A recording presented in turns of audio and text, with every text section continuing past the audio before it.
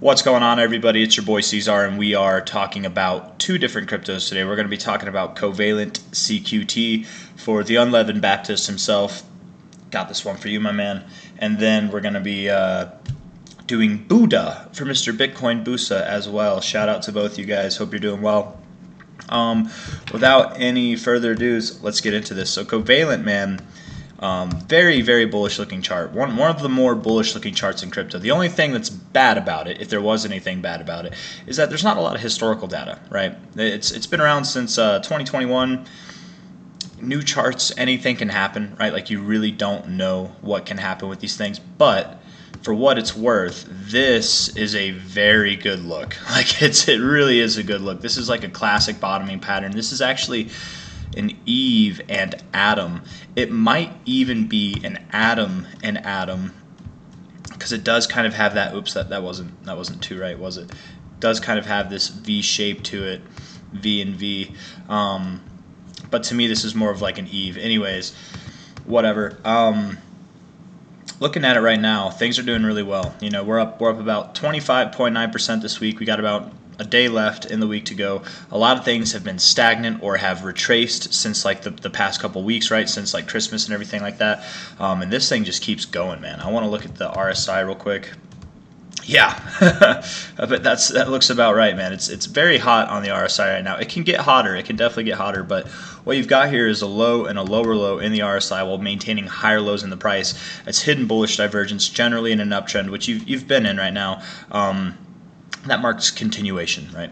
And I would expect that you probably see a pullback relatively soon. But look at you. You're getting above the green line even. It's not a bad look, man. I really do like this. And showing some of literally the most strength you've ever seen on this chart could indicate that we're about to see a really big move up. You did, let's see real quick. Yeah, you were holding this level, right? This is your breakout point. If you were to put a line right at that nipple there, when you break out of it, which is this week you're breaking out of it, that's the breakout point, right? The pattern right here from a conservative standpoint would be from low to high there. The measure move would take you like all the way up to $1. You're sitting at 31 cents right now. So that's the measure move. And you just broke out. Generally, breakouts are quick moving, right? And it's not that it's going to move in a straight line. You absolutely could pull back, check back. It's not uncommon to do that either, and then move up. You could consolidate a little bit up here, as you've done each time that you decide to move up, but relatively soon, definitely before the halving. Nothing's definite, but I would say with a very high degree of certainty that before the halving, this thing will be worth $1. And the measure move taking you to $1 does match up with psychological resistance too. The dollar level is a psychological area of resistance in itself. You're kind of at the bottom of this area here. Maybe you go a little bit higher even, that's possible as well. I wonder if I took it, because technically you're supposed to measure it from the absolute low. I just feel like that was like a little bit of a, not a scam wick, but just maybe not something to be taken as seriously. But I mean, truthfully speaking, your real measure move would be all the way up at $1.17, which would kind of be at these weekly high closes up in this little consolidation phase before you went lower. So that could make sense. I wonder if we take this high to low, are there any fibs that line up with that? Yes, there is. The 2272. It's very near that. So deep extensions, and cryptos seem to like their 2272s, man. So I do think you're on your way to prices not just at $1 but above $1. You might find turbulence at $1. You might find turbulence a little bit above it and then come back to around $1 or below $1 for support. But all in all, you're on your way right now. This looks really, really good. Really, really good. Congratulations to any CQT holders. And yeah, man, it just looks really, really good. Getting into the overbought zone right now. This is an area that, if we put a line right here where you are now, you found resistance in this area, resistance here, a little bit higher, but still resistance, right? You finished off with like a nice wick to the upside. You found resistance here before, went a little bit higher there. Resistance there, kind of resistance in this area, a little bit below there. Resistance in this area. So yeah, it's a common area to turn around. It definitely does happen. So again, just kind of indicating that this move might be done. You might consolidate and move sideways again as you've been doing, but I kind of have a feeling that you're going to go up a little bit higher, honestly. Let's see. Looking at the top to bottom here, yeah, you're at your 1272. I think you go higher, man. I really do. You're at 31 cents now. I think you at least go to 32.7. A lot of cryptos, a lot of things that I've been watching lately have been going to their 1414, like very precisely. If not, you might be making your way all the way up to 35 cents. Either way, about 1.5 cents, 1.7 up from here to potentially 4 cents up from here. That's nothing bad, nothing to be ashamed of. But if you're trying to catch this thing, you want to buy it. Maybe wait for a little bit of a consolidation, wait for a pullback or something to get that maybe it's at this price now. I know I'm all over the place, but just stick with me here. If it were to go all the way up here and you missed out on your opportunity from buying here, it likely will come back to here. It might even come all the way back to the 886. That's very common as well, and then continue to build up. So I don't know if I would buy here personally, but nothing wrong with dollar cost averaging. I do think it goes higher, like in the more immediate term. 4 hour looks very bullish as well. Yeah. The one thing I suppose that I don't like is the decrease in volume. That in itself is not all that encouraging, is it? Yeah, I don't know. I still think you go higher. I still do. But who knows? You could, again, just all the more reason why this 4 hour, the RSI looks nice, but the volume's kind of got me a little bit worried, I should say. But it's not totally bad, Yesterday you did have a decent bit of volume on the daily. Today you've already got a decent bit. You still have 19 hours to go. So I would say a little bit of patience is never a bad thing. It's never good to chase, but if you want to throw some money into this thing, not financial advice, just don't throw the whole bag. It never hurts to dollar cost average. I would expect that you probably see prices around here. If it goes up, you'll probably see prices around here again, if not even lower, but not too much lower, if at all lower, than this daily high close right here would be my genuine expectation. But or maybe, what was it? If I can get it on there. Yeah, like literally, like right there at that daily high close. So anyways, that's Covalent. I think it goes up a little bit from here, 1.7 to 4 cents higher than it is, 4.5 cents higher, 4.3, whatever. 32.7 cents to 35.3 cents, and then you probably make a move back down to 31 cents, maybe a little bit lower, probably around that 27 cent to 26.5 cent area. Yeah, and then you're on your way, man. You're on your way to prices above $1. So good job, congratulations to all the CQT holders. That's going to come before the halving, very likely before the halving, if I had to say. Moving on from there, we're going to be talking about Buddha. Look at Jesus Coin, man, having a decent day, decent past couple days actually. I hold a good bit of Jesus Coin, you guys. I'm not trying to shill it, but I should be because it's a good one. Now, Buddha. How do you? I thought I spelled it right.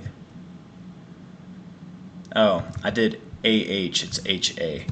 I think Bitcoin Busa, I think you gave it as an AH, and that threw me off a little bit there. But anyways, looking at this here, is this the right one? Yes. A little tip for tat, a little bit of a, I don't know, thing to help you out if you're looking for the right chart. Man, I keep spelling it like that. Look for the volume. Look for the one that has the most volume. Whenever you're on Dex Screener, look for the one that has the most volume, because sometimes the first one is not the one that has the most volume, but this one definitely does. That's the one that has the most volume is going to have the more accurate price representation, if that makes sense. But yeah, I still got the fib on from the last time that I was talking about this here. From bottom to top, pulled all the way back to your 786, kind of had a double bottom down here, very deep retracement. Tipped your 618. You're respecting the fibs, man. You really are. It's nice to see that, actually. I would think you go lower. Personally, I do think you go lower from here. You very well could go all the way down to your 886 because you haven't broken above your 618. So while you're below this still, deeper retracements, even extensions, are at play. I don't think you're going to see extensions. I do think going below here is completely possible, though you might not. Maybe go a little bit lower. Maybe go right to this low, form kind of a relative double bottom. Maybe go a little bit lower, still forming a higher low, something like that. But a lower low is absolutely possible with this thing right now. Looking at the 4 hour, because we don't have a lot of historical data, so this is small on a 4 hour for the amount of data that we have, let alone if I put it on a daily. So looking at the 4 hour, you're rejecting the bearish or the bullish area of control. It's not necessarily a good look, honestly. I think getting back below this 50 here would signal that you are probably likely going to go below. Oh, I said this is the 618. I'm sorry. This is the 382.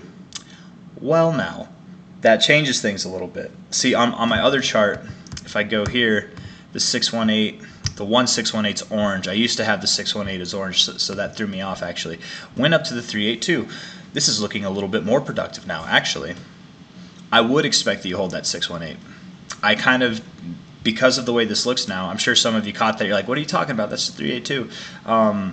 I want to apologize for that. For anybody that's been listening for the last like 5 minutes, that was an incorrect call. This orange line is the 382. Finding resistance on it there. I very much would doubt that you'd go lower than this low. I doubt that you even go back to that low. So I do think you hold the 618 as support.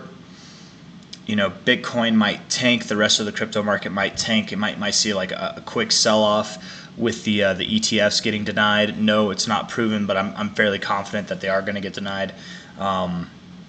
So you could see a little flash crash down. That could happen, and that could take you to lower lows. But just based off of this fib in itself, I kind of would think that you are being more productive. You probably do maintain prices above this 40s2527, and then continue to move higher.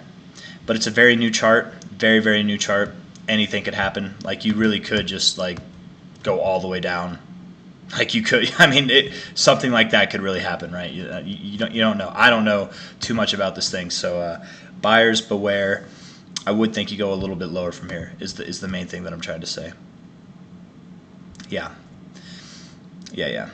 But I'm not too convinced that you'd go below the 618. The only thing that's making me really think that you'd go below the 618 right now is the impending drop that's going to come from Bitcoin on the negative ETF news.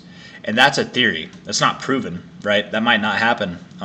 Even if it does happen, even if the ETFs do get approved, which I very much doubt that they will, and I've gone over my reasons for that in plenty of other videos, but we'll probably still get a sell the news event, and that would probably drive prices down lower. So TA be damned.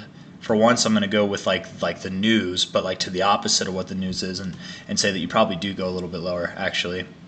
Maybe you even do go lower than this. I know I've been all over the place. I'm sorry if I'm frustrating people. I know. Some guy said that I'm contradicting myself, and it's like, man, I contradict myself. You confuse my contradictions for me accepting all the possibilities, right? I'm just listing them out. That's all I'm doing.